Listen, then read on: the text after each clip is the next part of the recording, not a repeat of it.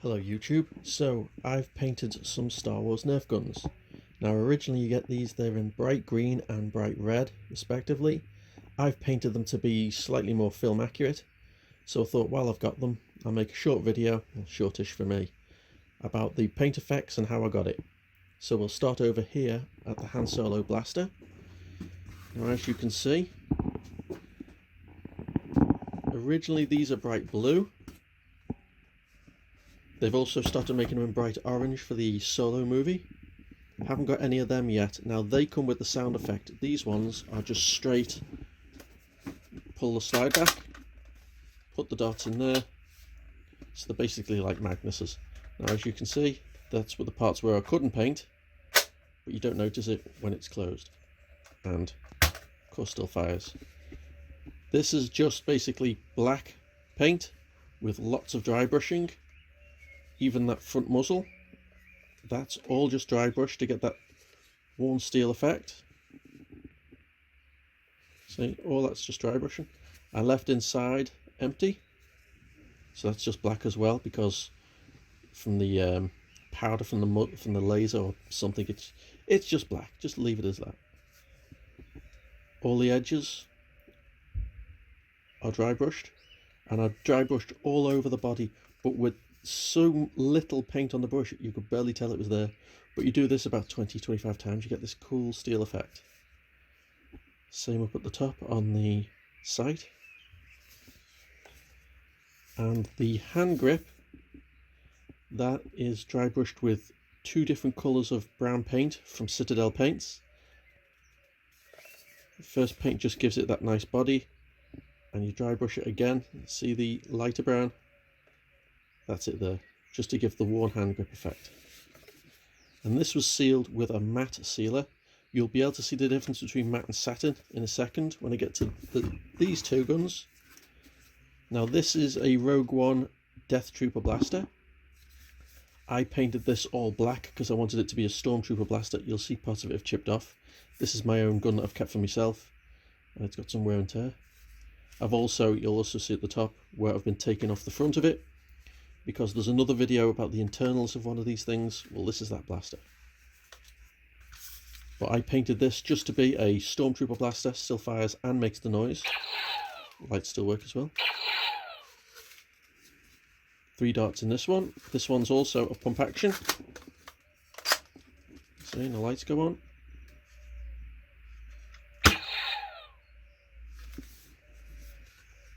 Now you can see there's only slight, let's see if we can get up close with that. There's slight wearing I put on this. Again, the same dry brushing technique on this. So it chips off these things have, these clips here for sights, they have no spring on them at all. So any plastic that goes over this, it just doesn't move at all, and it just clips over, and any paint you put on it, it'll rub off. So for some of my later guns, I've been actually taking these out and just spraying it all black. So you see a hole, but you'll never see any chipping like this. So it's a trade-off. The only other colour I put on is just that part of red there. Don't even put it on the other side.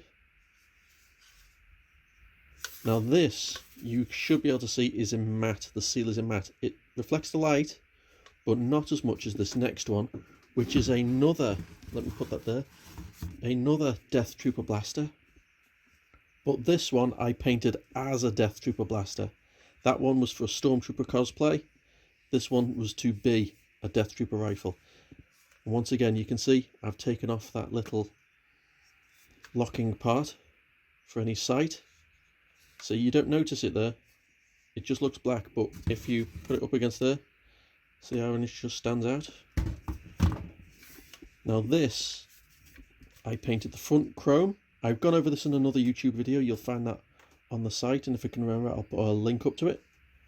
This is a paint called Amaranth Pearl from High Coat. It's from the Rover paint range, and it's brilliant in that, let me see if I move across the light. It's a purple, pearlescent purple, but when you spray it across chrome, it goes purple, but when you spray it across black, it turns into blue. So it really does give off that burnt effect. It really, really does. I didn't carry it on onto this side, because that's what the grip is. But it really does look just absolutely amazing. And I put on a ton of chipping. So there's edging here with lead belcher, Citadel lead belcher, on practically every single angle there is. I'm really happy with some of them. I really like these parts here. For if you were to pull, this is meant to be the stock. This is meant to be a sterling. So that would be the stock that you'd pull out. But every single angle, and the hand grip as well, is just given a light covering of lead belcher. We put on this side. Once again, the only part that's red. Silver part there. The raised were the actual 9mm. This is the bolt and the actual sterling. That's to stop the bullets flying forward. But like I said, every single angle and every single edge has got lead belcher on it to give this worn steel effect. And now you'll notice when I put it up against it, you can see, see how that's shinier than the other?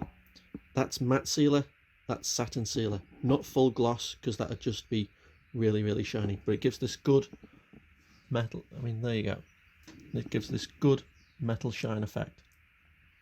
And there's both of them right next to each other. And you can see how different just adding that front paint is. That one's for Stormtroopers, that one's for Deathtroopers, but they're both Deathtrooper blasters. The final one is the biggest, and it is this First Order rifle. Very, very big, and originally very bright green. Just go around it.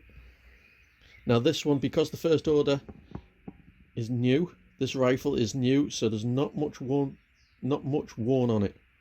So there's not many worn parts to be painted on it. It's just painting it all black and then masking off to tape it all in white. Once again, parts come off. There's the original.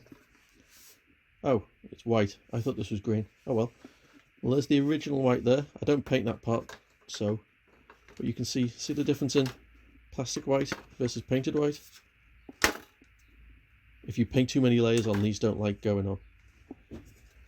And just as with the other rifle, there's the few bits of red that I've put there, 3 little buttons, and that like energy put there, which because it's recessed, as you move around, you catch a glimpse of it, and then it disappears again.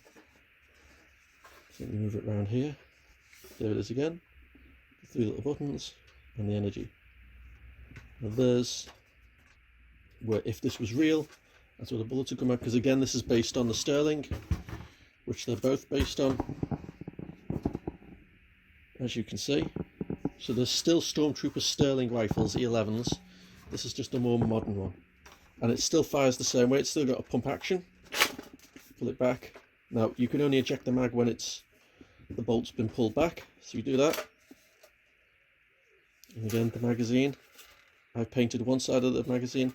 I don't paint the inside because then it makes it more difficult to go in, because these things are quite tight to put together. Put that there, in, and then push that forward. So the bolt's now forward, so this can't come out, and fires. Now this one has a sight on it. Now the sight is on it, and as you've seen, I've painted all up there. So basically, once you put this in place, it's not glued in, so it can be taken off. But once it's glued in, that's pretty much it. And I don't know if you can see just in there, but the locking part is there. That's painted on.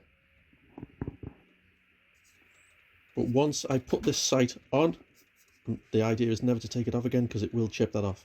But even if it does chip that off, you won't see it because it's under here.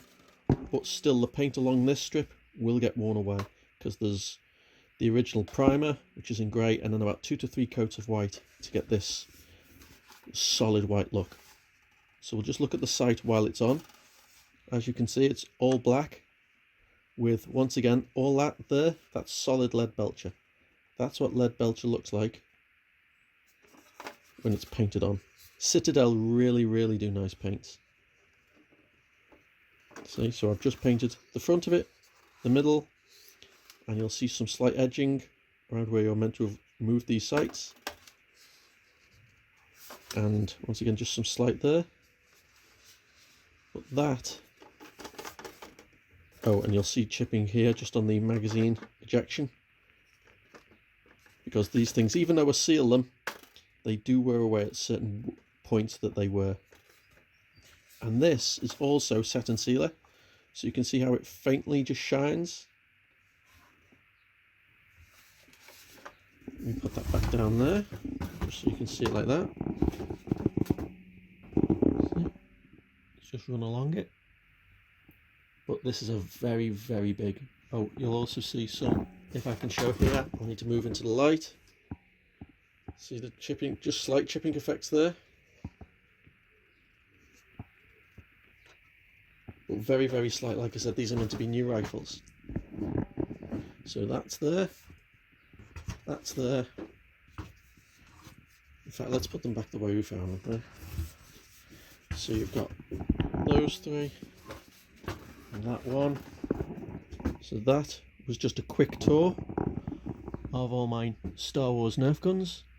I put a shorter version of this on my Instagram because I do talk too much, but just like to show off, just to show, as well as showing off, just telling people, hey, use these paints and you can do these effects too. So there you go. I hope you've enjoyed this little video, and like it, and just have a look at some of the others if you want to. Thanks for watching.